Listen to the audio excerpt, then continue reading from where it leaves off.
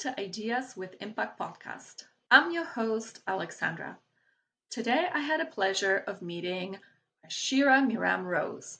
She's a mystic womb arts and a somatic embodiment mentor, co-founder of the School of Modern Mystics, and a critic of the ethical clothing line Nomatica Clothing. With over a decade of experience, Ashira is passionate about guiding heart-centered women to reconnect with their bodies and embrace a life of sacred sovereignty, earth connection, and devotion to love. For the past 5 years, she had dedicated herself full time to transforming women's relationship with their feminine power through womb work, somatic practices, shamanic lineage healing, and soul activation. Ashira offers private online mentoring, group programs, and retreats that blend multidimensional and earth based practices, empowering you to enhance your personal healing journey. Hello and welcome, Ashira, to Ideas with Impact podcast. I'm so happy that you're here. Thank you so much for joining us from Australia. Hello. Yes, thank you for having me. Been really looking forward to be here today. Yeah, thank you. Thank you. It's so lovely. I mean, the timing has been a little bit crazy there because we're in completely different opposite of the world, but we made it happen, so I'm super happy. Yeah. Yeah. So, Ashira, could you tell me how do you balance between the ancient spiritual tradition and the modern day practice in your work? Because I know you do a lot of spiritual work with your clients. So, how do you balance that, or what is the balance between those two? Mm-hmm. Well, I would rather say like how I bring them both in because I can't say if it's like a balance in the sense of exactly the same amount of each, but Mm-hmm. the ancient spiritual traditions is really working with the wisdom of the lineages, the wisdom of the cycle of the earth, the wisdom of what the lineages of feminine magic, which we can find in Egypt, which we can find in Avalon, which we can find in Mexico, which we can find them everywhere. It's listening to the teachings of what the tribes were bringing forth and what the teachings of the oracles and the priestesses, like listening to that and awaken that within our being. So it's something very mystical. So that's kind of like that part of the ancient part and of the lineages. And then the other part is if we look into modern day society nowadays, there is a lot of trauma that we carry through our childhood, through upbringing, through the postmodern constellation of our mind and how the ego frame works, or the mental frame, because I don't like to like divide and limit things into a box. So that is something that in the ancient times we didn't really have because we were operating completely differently. And that's why the tools that I'm bringing forth, which is really somatic healing, going deeply into the body, listening to the pain, deconstructing mental frameworks and beliefs that we've created through our upbringing, and that a lot of that is really from this life, bringing that also into my work. So we have the balance of both, because I believe that only one part, like for me, if I would do only the somatic work and only the trauma healing, if we want to label it that way, that would feel really dry, and it would almost feel a little bit soulless. But if it's only the work of the ancient lineages and ancient mysticism, there's a part that is also cut out that we have to address, which is our inner child, our emotions, and the stories that we carry within ourselves. So is this something that you go back into the ancestry and you try to heal that as well?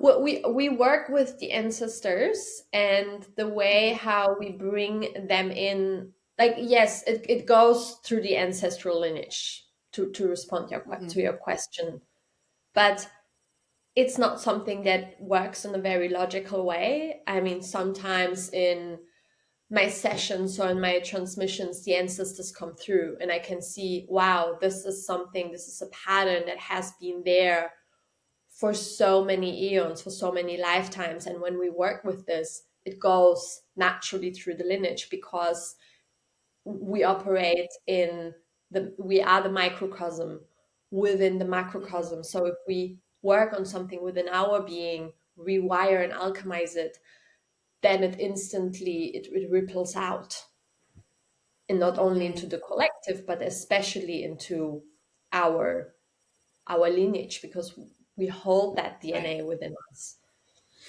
Right. So is this something that you work with women, or is it just both sexes?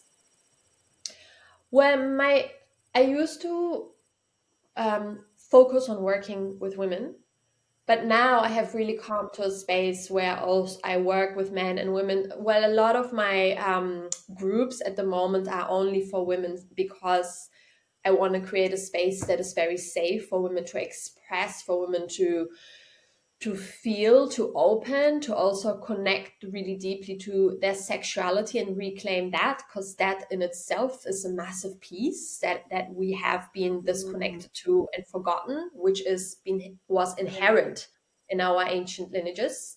But at this point, I'm really also wanting to bring that work more to the men and support them in that initiation of their remembrance, including the sexuality and including the emotion, and the work of the embodiment and of feminine embodiment, which is not only for women, but it's for all of life, Right. really. Yeah. Right. But do you think that women are more closed off when it comes down to their sexuality because of what had happened in the historical time?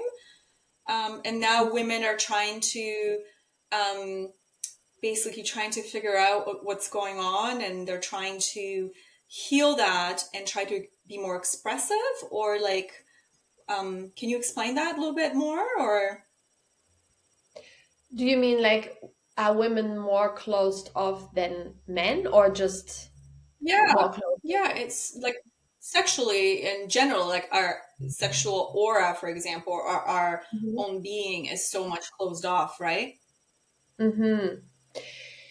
Yeah, well, I feel, I mean, this is like a big question. I could probably go talk about this for a lot, so I'm going to try to Probably. crystallize. But what I feel is that our society has conditioned us, right, into disconnecting us Mm, from our sensuality and our sexuality, which is our life force, which is our power. And it's not really only our society, but it's, I mean, religion, which is a big part of society, and even spirituality. And even in the world of feminine embodiment, there can be a separation between, like, what is even allowed, what can we label as sacred sexuality, what can we label as good, and what is taboo.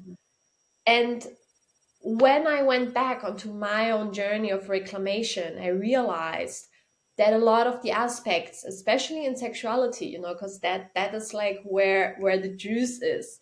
It's like mm, they've been labeled as taboo, and mm, they have been cut off, and that's the raw and power that comes from the more primordial moon, from the more red and the black, rather than the white and the gold, which is like more the upper chakras, the higher crown, that's like yeah. the bringing in, and the lower crown is our primordial darkness, which we root in to the earth. And that is where we draw our life force from, into those centers of creativity and Mm, sexuality. And so, yes, to come back to your question, it has been suppressed in order to keep us confined in a box and to keep us in a way controlled. Because imagine every woman being really connected to their sexual life force power. That power is a power of creation, a power of manifestation, and that power is also a source of inspiration. So it's a fire, and they don't want us to be in our fire, because, like, who knows, we may That's why burn everything something has down. Yeah. yeah, that's why everything has been so suppressed for such a long time. Yeah. Yeah. Yeah. So do you find that women are more in search of that part of themselves? Like more and more women are.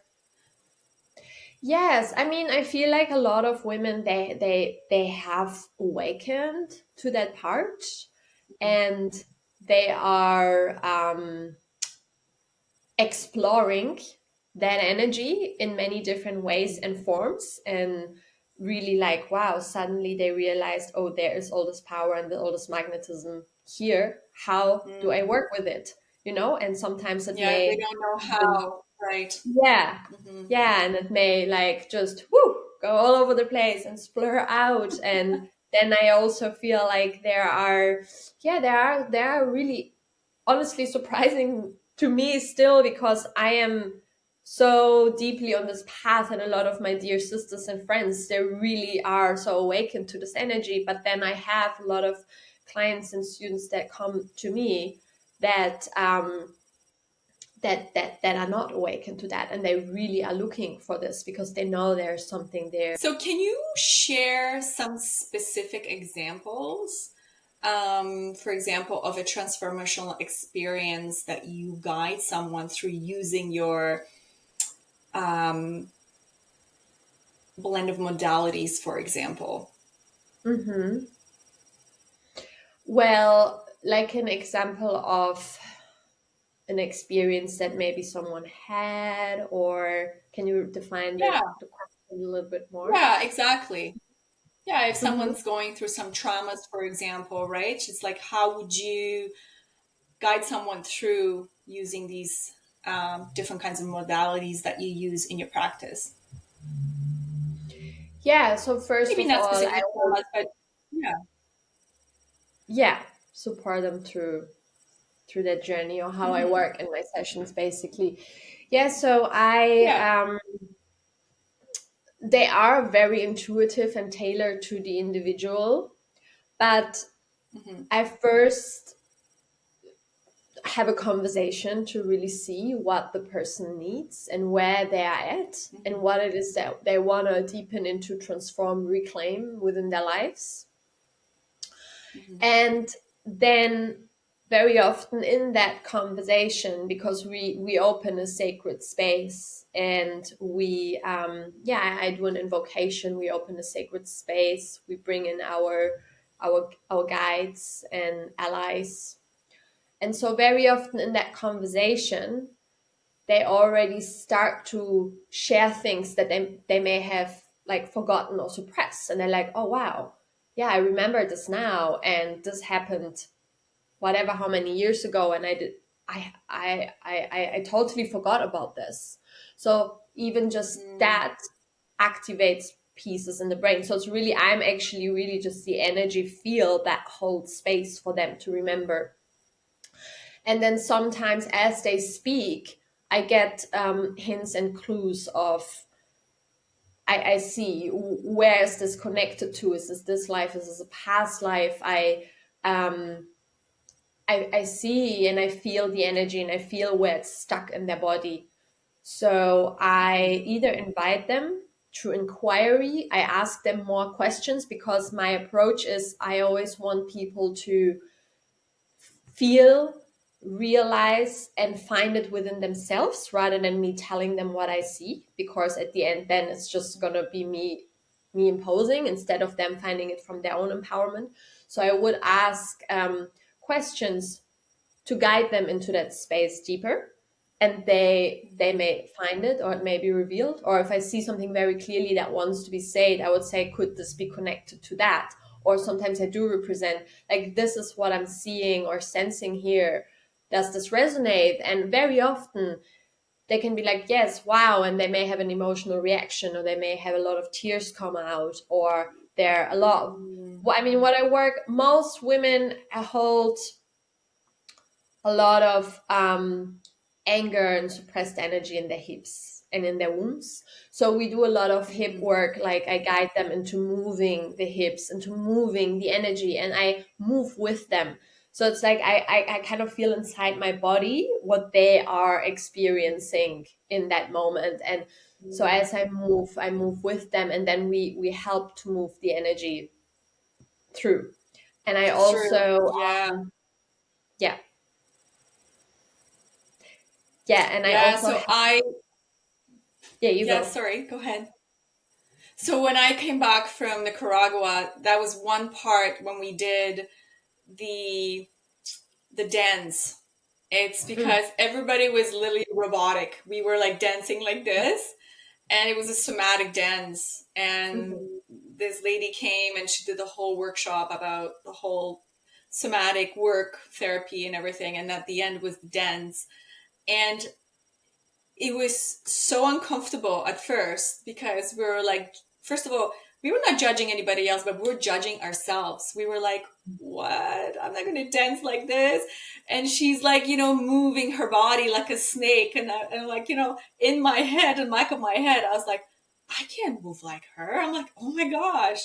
But then slowly later, like, she was encouraging us and constantly talking and coming to us, and she's like, lock your eyes and look at me when you do this. And then your body just looking at her, your body just went crazy. It was such a great experience. I personally loved it. It was a great experience for me, for sure. So now Mm. whenever I'm stuck, I'll turn the music on and I just keep on moving my body just to kind of get the energy through. Amazing. Well, I love that you Yeah. shared that, because this is really so similar on how I work on a somatic level, and I work a lot with dance. I have over 17-year background in dance. I used to do street dance and hip hop and choreography, and then I was moving into belly dance, and then I was moving into performance, and then I moved into using dance as a healing modality, like officially, kind of. Mm. And I, at this point, when I work with my groups, my in-person groups, I bring in dance, and I also bring in choreography. And what I love about this is the choreography invites, because there's this part of this very free flowing dance, which is so important because it connects us to our body and to our intuitive movement.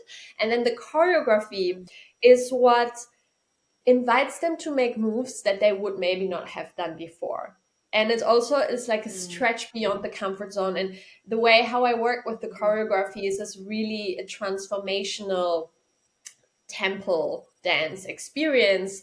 So for them, they kind of learn how to channel the energy of the Mhm. enchantress, of the temple priestess, and those ancient practices that, coming back to what you was asking at the beginning, is that's what we used to do in the ancient times. We used to dance, and we used to have certain movements that would unlock frequencies and energies within ourselves and within others, and it was a transmission.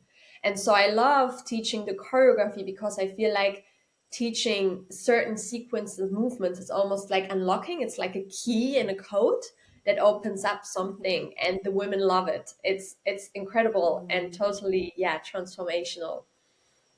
You can really connect with the feminine. I just find it that it really brings you that kind of inner peace. At least it did for me. Yeah. Yeah, so such Yeah. an important thing, because everything is held within our body. It's the key, and it's the gateway to everything, really. Yeah.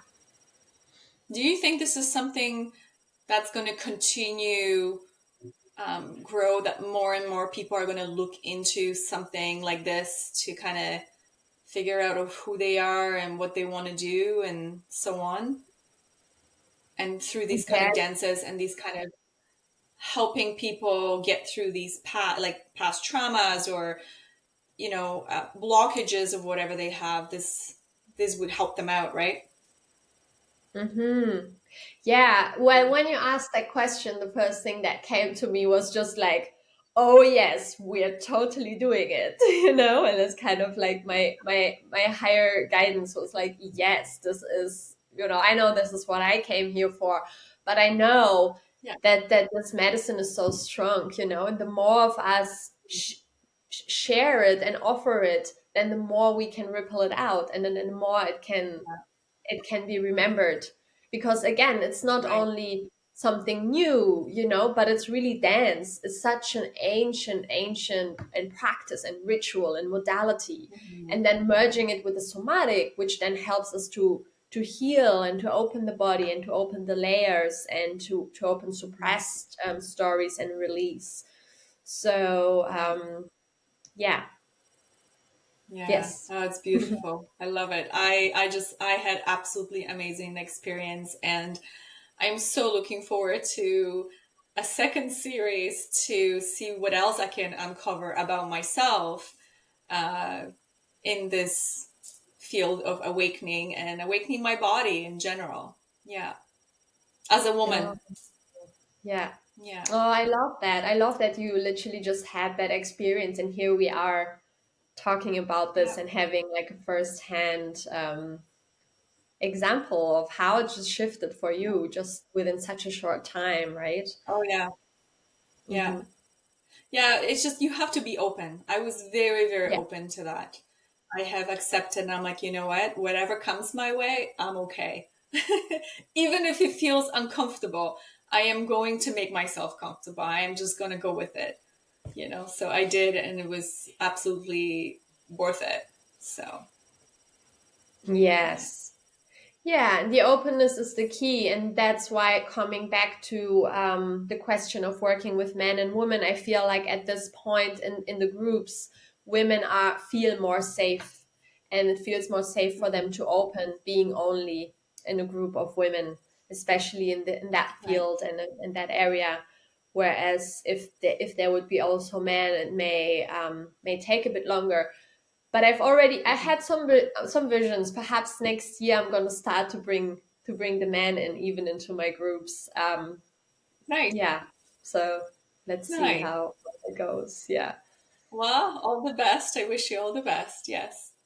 Would love to hear all about it when we connect down the road. So it will be really nice to have you back on to talk about that.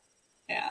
Yes. Yeah. I would love to share So, more what on this. advice, yeah, what advice would you give to an individual or individuals looking to embark on a journey of self discovery and a spiritual growth? Because, again, going back to that point of people are, it's like they're waking up, they're searching for things, right? Hmm. So, what advice would you give to someone? For someone who is kind of just waking up and looking, Yeah, search. someone who is looking to, embark on this journey of Yeah. self-discovery, for example. Yeah. Well, I would say that it may feel really scary, and it probably is scary because it's new, it's unknown, it's different to anything that we've been ever told before. But trust your inner voice and really follow that. And we there are so many voices that we have inside ourselves, and sometimes it's difficult to even know which one of those is the right one, is the inner one. But the right one is the one that is just deep inside and it keeps whispering. And it's the one that feels good. It's the one that feels like a point of light. It's the one that when you listen to that, wow, there's so much fear and I don't know what the truth is, but when I feel this, something feels right about it. That's the voice. And to just follow that voice. And the more we follow that voice, the clearer, the stronger, the more attuned that voice becomes. And the more we embark on the journey of discovering ourselves, our body, our truth, of healing, the more the other voices fade away because they are only imprints and residues of stories that we hold in our body that are no longer accurate to this present moment. And then life becomes magical and life becomes a miracle because we will be walking in our truth. Yeah. That's what I Do you would think say. people are afraid to listen to that inner voice sometimes? Oh, And that's absolutely. why there's all Absolutely. that negativity or they reject the self-awareness and the spiritual growth and everything. Yes, yeah, absolutely. Because they're, following that voice often means going against everything that we've been told, going against society, going against our parents, our family. And it's making a leap of faith into something that we don't even know what will be there. It's like stepping into the dark forest without knowing, and it invites us into the hero's journey. So it's scary, and very often we want to stay in the known, we want to stay in the comfort zone, but staying in the known and staying in the comfort zone will only take us to a mediocre existence. And Right. now's the time for us to live a magical existence. I agree. Yeah. Yes. You feel free. Like you said, tell the truth, be the truth, walk the truth, and the rest of it will come. The universe will send you all the information. It'll give you what you really do need in your life. So yeah. Yeah. Yeah, and definitely I do advise to work find a balance. Obviously, we follow our path and then have someone working with a mentor or with a guide or someone that you truly trust, and you feel like this person has something for me, can be super helpful. Because while we are in the sea of stories and thoughts and we are still finding our truth, to have someone who's really anchored in their truth and who can be that clear mirror and that clear guide, not imposing their own beliefs and the stories upon us, and not imposing a religion or a path upon us, but presenting us an avenue that may support us, as someone that can perhaps hold our hand for part of the way. Eventually, we all need to find the the the diamond in the black forest, in the dark forest ourselves. It's our journey, but it's beautiful to have a guide for part of the way that can support us. Right. Yeah. Yeah, I agree. I agree because sometimes we can get so lost in so many things, right? Yes. Yeah. Yeah, and that helps. It accelerates. I mean, I love working with mentors and with people, and I can see like, wow, that's just accelerated my journey by so much. And something that by myself would have taken me maybe 5 years, I've Yeah. done now in 1 year, or in a couple of months Right. even. And we quantum Right. leap. Yeah, because they hold that We all need someone to guide us through our own process, our own journey, our own yeah, whatever we're going through, right? So yeah. yeah, Have yeah, you yeah. ever experienced with psychedelic plants medicine? Do you do that? Do you guide others through the transformation, or this is something that you don't do in your practice? I've been actually trained with the Shipibo tribes in Peru. Okay. My partner and we've both been trained with the Shipibo tribes, and we've both been trained in the shamanic healing arts. with plant medicines, and yeah, with plant medicine. And we co-facilitated groups in the Amazon jungle in Peru. We assisted groups over there, so we have extensive experience in that. And yes, I have done that, and I have held ceremonies and groups with plant medicines, with different medicines in different places and countries. Yeah, definitely have experience in that, and have worked myself very deeply with the plants. In my own journey, I'm at the point now where the plants, I just feel like the medicine is inside me. And whenever I work with the plant, even now, I mean, of course, it's always powerful and I have such deep respect, but they always show me everything you do is already it. Like, you are the medicine, it's here, there's nothing else for you to get here at this moment, because it may change in some years. It's not like now done. So that's where I find myself, but I find it very powerful to support people in that journey. And in the same time, in my groups, because I believe it's because I have worked with the plants and I hold that medicine within me. In my groups, I find them as transformational as someone taking the medicine. And in the same time, I do, it is a deep passion of mine to hold space for that, because I love to witness people's transformation. And it's especially for people that are quite closed and desensitized to feeling, and they need something more. The plant helps them to break through, and then holding that space and witnessing them, yes, it's a deep honor. So Yeah, I was about to ask you if that would help other people who are a little bit less, or they're afraid, it would help them to experience better or see better, or whatever the term is. I personally never done it. I'm interested in it. I'm looking into it. But it's, I'm a herbalist myself, but I haven't done plant medicine. I'm curious, because I am a herbalist and I'm always kind of like playing with herbs. And I was like, what does this do? What is this? So it'll be quite interesting. But my point is, or the question is, when someone's going through the journey, would this plant medicine help them through that process into awakening or into that transformation somehow? yeah, well, I feel the plant medicine 100% help on the journey, on the process.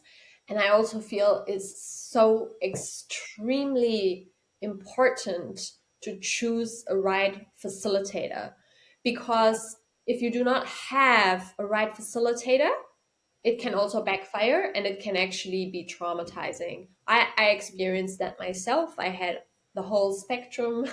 Of course, very often when we serve in something, we get initiated in a way. And I had the experience where I had just very traumatizing experience with the plant. I didn't feel safe. I was left alone, kind of. And another thing that happened is the facility.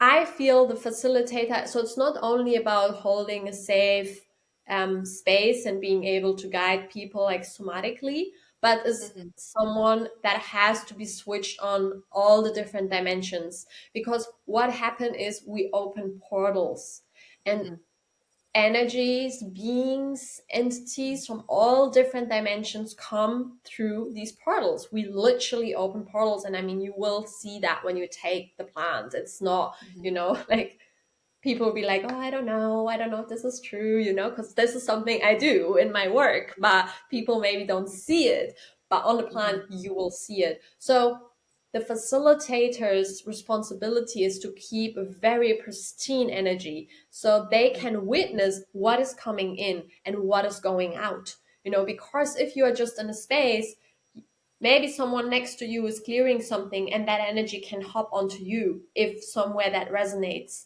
And if, like, the facilitator's role or the shaman's role is really to hold a space and know what's happening within everyone in the room and in the space, and to be able to bring them back to the truth, to the love, and anchor in that.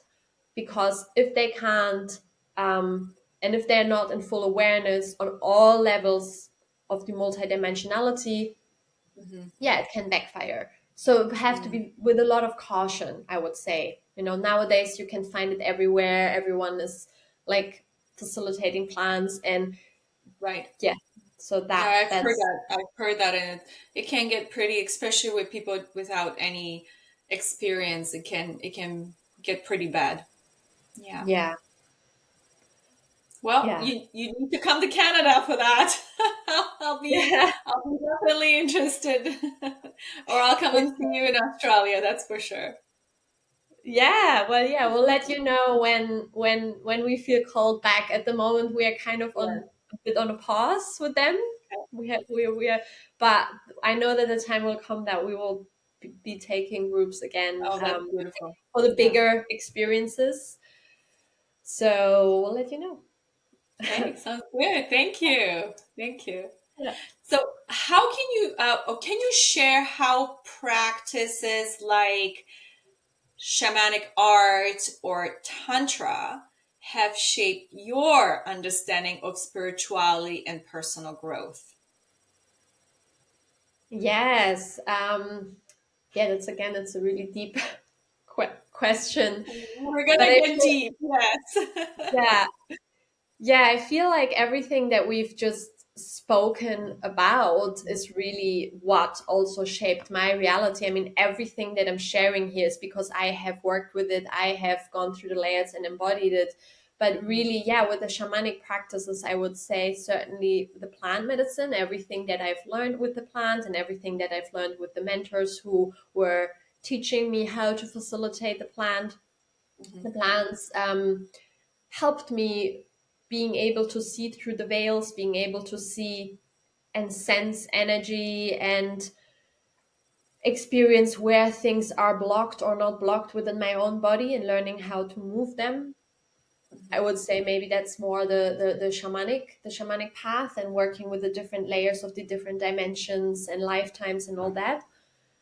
Um, and then on the tantric path, I mean, even the word tantra is needs a whole podcast, I feel. But if I would say defining the tantric path at the pathway of surrender, coming back to, yeah,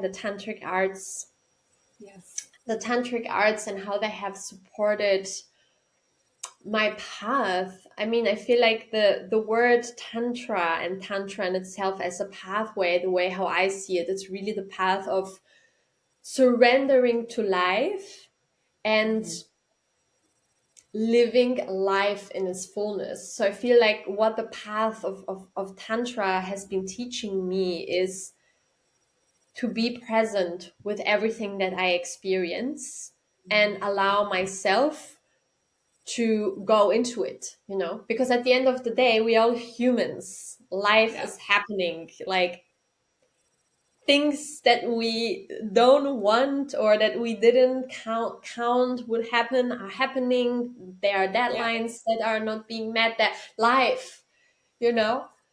Yeah. And I mean, you're a mother. I'm not Yeah. a mother at this point, but I have a lot of respect because I feel like when you're a mother, it's like the ultimate initiation on the path of tantra, really, because that Yeah. tantra is the path of surrender, of like really deepening into life. And I feel like for me, the more I've worked with healing my own traumas, healing my own stories, releasing emotions that are held in my body, the more my capacity to be present with life has been expanded in those situations, and to like soften into them and deepen. And I'm not perfect, and of course there are moments where I get triggered or upset, but yeah, I feel that's like that what tantra, if we look at it at that. And then obviously there's also the tantra, the dimension of what we see, like tantra and sexuality, and then in tantra and the ancient lineages. So there's a lot to tantra, but yeah. Yeah, this is something new that I'm discovering it too. So I'm all about that right now as well. It's quite Yes. interesting. Yeah. Yes. Yes, and I mean it's again bringing it back to our sexuality and understanding that these teachings of tantra and what is showing us is really showing us the power of our sexual life force, or even Mhm. just our life force. We can take this word sexual away. Right. It, but it is pure. Sensuality, sexuality, it's that, but it's also so much more than that.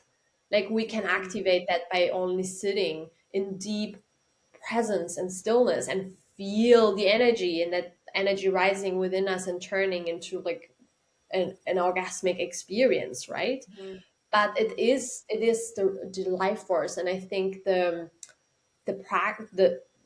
like the experience of having sex or self pleasure or self love rituals is what supports us in opening those gateways, if we know how to channel that energy correctly. And I'm like, oh my gosh, this is opening a whole nother portal of conversation here, because again, that in itself has been in our society so Yeah.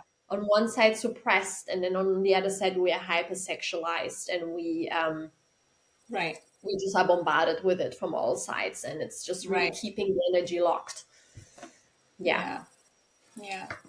So this will bring me to, how do you integrate principles of feminine magic and womb mysteries into your work with women, for example? um into my courses, into like my Mhm. work that I offer, or Yeah, absolutely. If you can share all of that. Yeah. well, I integrate them through the teachings. So it depends what it is that the particular course is about. Like for example, now I have two 1 day immersions coming up. They are in person. One of them is the Rose Mistress, and the other one is Eros Grief Temple. So we go really deeply into exploring our grief. We go really deeply into exploring our um, the layers that are held within our womb of grief, of ancestral, of current life. And then in the Rose Mistress, we work with the teachings of Magdalene and the lineage and what she's brought forth. And yeah, it comes through through my own journey, again through what I have experienced in my life, to the land that I have walked, because I feel there are different places that are very activated in the world and that hold the wisdom. And then when we go through those places, we unlock the memory within us. And then also working with people, with mentors that have held that memory and transmitted it to me, for me to unlock it within me, from a knowing in my body, not in the mind. And then sharing that. But ultimately, everything is actually just a transmission of love. That's the essence of everything. And Mhm. like I feel like with when I choose to work with someone, I always tune in like how deeply are they embodying what they're sharing, because someone can come and speak about exactly the same thing that I'm speaking about, but if they haven't embodied it, if they haven't experienced it, then it will only be words. It's same like when you read a book, and Right. some books are like, wow, oh my God, I totally feel that. And maybe some are not, and Yeah. that's it's the transmission of the energy, really. So that's how I integrate it, by myself living it every day and embodying it. Mm. And then obviously the teachings, there's a lot that is uncovered through Yeah. through the teachings. Yeah. And so you also do work with the womb mysteries, right? Like that's one of your teachings that you offer as well. Oh yeah, that is very deeply an inherent part of my journey of having explored, or of continuously exploring Mhm. the mystery of the womb, the magic of our feminine potential, really, and what lies within there. And she is a portal. She is a portal into the going beyond the linear and going beyond the logical. And Mm. she is a dimension. So it is really again about sitting with that. And what I can really, really highly recommend to every woman in how to access this in the most easiest way is through our menstruation. So when we are bleeding, she opens, the portal opens, the oracle opens. She's an oracle. So taking the time to rest on our bleed, even if it's just for maybe the first day, even if it's just for a couple of hours, to not be on technology, to not be on the phone, to not have anything, but maybe just play some gentle music and really soften. And the some women experience a lot of pain or experience contraction, and actually those contractions themselves can be a gateway into the oracular consciousness. So breathing into them, and I mean, you have given birth, so you kind of know, Yes. I have not given birth, so I can't speak about that, but it's a micro birth, because that's really what's experienced, what happens. We're shedding the layers of the uterus and Right. rebirthing it when we would actually be the placenta. So Right. we're accessing, and even on a scientific level and a hormonal level, there are so many different hormones that are activated within us throughout the process of menstruation, that there are over, I think about like over 300 different hormones, and they are the same ones that are activated within us when we are giving birth. And giving birth is we open a portal. So this is an incredible way, and I actually have a course around that called Cyclical Living. It's a self-paced journey, so anyone can do it in their own time, where I guide women through the journey of the 4 cycles that we go through within one cycle. No, Yeah. that's I think even talking about even the cycle itself, I think a lot of women don't understand the cycle. Um, you know, it's it's it's very funny to see actually that women don't know that. Not funny, this is maybe the wrong word, but it's like so simple yet so complicated for some. And bringing Yeah. that into their attention and actually explaining it to them. It's like with the moon cycle, right? There's the moon cycle, all these phases of different, how do you do the first 14 days, you do this, and the next couple of days you do this. So you don't do heavy exercise. Like you mentioned earlier, it's that relaxing music. You do yoga, you do meditation, you really take care of yourself, where on the other cycles you be a little bit more engaged into like different activities and doing different things, right? So it's quite interesting to see that. Yeah. Yes, yeah, and that's what you were just saying about how so many women, they are not connected to that, and the thing is, that's when life becomes confusing as a woman, and that's when women are being labeled as overly emotional or complex or all these things. But I mean, we are complex in our nature, because we are multidimensional, and we carry the womb of life within us, so yeah, of course we're going to be complex, but we can understand ourselves if we, like, this is for me, this is the first step. That's why I created just a really comprehensive and in-depth but very accessible course around this, because I want every woman to have access to that. It's a first step into the rites of passage of womanhood. And when we understand how our cycle works without being attached to it having to be a certain way, but also listening to our body meanwhile, it already uncomplicates things, and it makes life so much easier. And then we can educate the people around us, and Yeah. then they'll understand us better, and then our relationship blossom into another level, and then we feel more honored and cherished. And like I know, like, I know it in myself when I don't rest. So I've like, when I rest on my bleed and I get that time to nourish myself, I'm just so in my softness. I'm in this beautiful, magical, and mystical space. And my partner really understands and he honors me and he supports me and my needs in that time. But when I don't rest, and like sometimes life happens again, and you don't, maybe you like exactly that day and you have to catch a flight or you have to go to work, I notice that I'm more agitated and I'm more grumpy because there's something that just doesn't feel right within me. And I had that experience recently, and it was really powerful to me because it brought a lot of compassion to my heart and being like, oh my God, so many women are like that. And then they put themselves down because they're like, why am I so angry? Why am I so agitated? Why am I so snappy? And then their partner is like, you're being really snappy, and it's like, Yeah. wow. And it even creates more of that, but it's actually just take a rest and everything will be good, Yeah. Yeah. and Take that's the care of thing. yourself, right?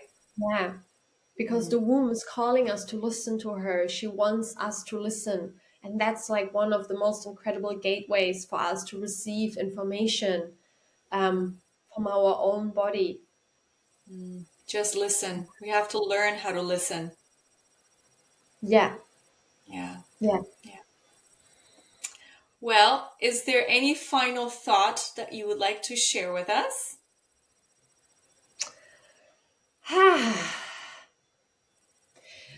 Well, I feel like we really covered the whole spectrum of everything in this episode, so I feel quite complete. Yes. Okay. hmm Thank you. How can people reach you? So they can reach me on my website, which is schoolofmodernmystics.com, and on Instagram also at School of Modern Mystics. I am currently rebranding, so the name is going to change. Okay. Um, but they'll find me if they need to. My name is Ashira Miriam Rose, so they can also find me through my name.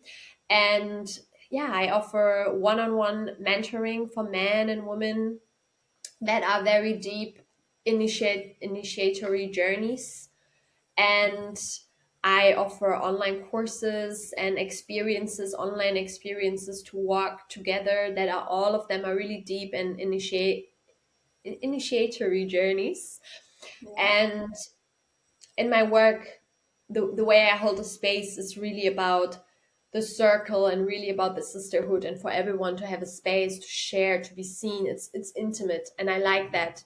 It's not massive groups where you don't have the space to really express yourself. And I feel like these intimate journeys are the ones that create such deep Mhm. and long lasting transformations. Yeah, So there's yeah, more connection for that. yes, yeah. So anyone Mhm. who feels inspired, welcome to send me a message. Welcome to reach out. Yeah, Yeah. I'm here. Thank you so much. What I will do is definitely I'll have all the information posted on the bottom of the podcast so people can have easy access to message you directly. So Ashira, thank you so much for your time. It was such a pleasure to learn about you and about your business and everything. I really appreciate you. Thank you so much for coming on. Thank you. It was so nice to be here. Thank you for all your amazing questions. I feel like they themselves opened the portals, and yeah, an honor to be here. Thank you. Thank you.